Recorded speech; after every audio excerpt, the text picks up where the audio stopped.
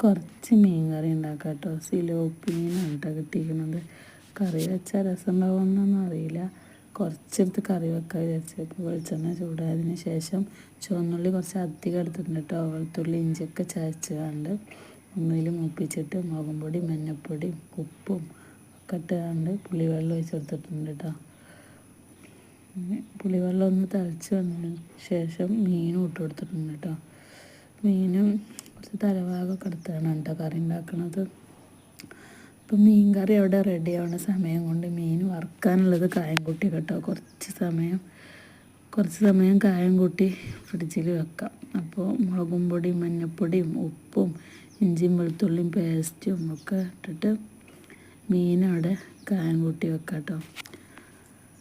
അപ്പത്തിന് കുറച്ച് പണിയൊക്കെ കഴിച്ചാലോ. മീൻ കറി അവിടെ റെഡിയാവും.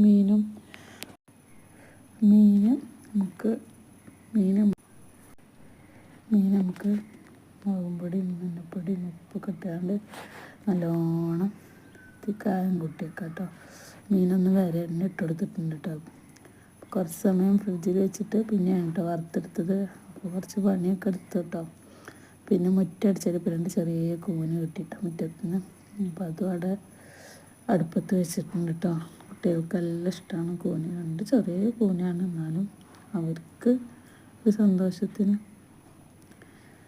അതും അവിടെ അടുപ്പത്ത് വെച്ചിട്ടുണ്ട്. മീൻ കറി അവിടെ റെഡി ആയിട്ടുണ്ട് കേട്ടോ.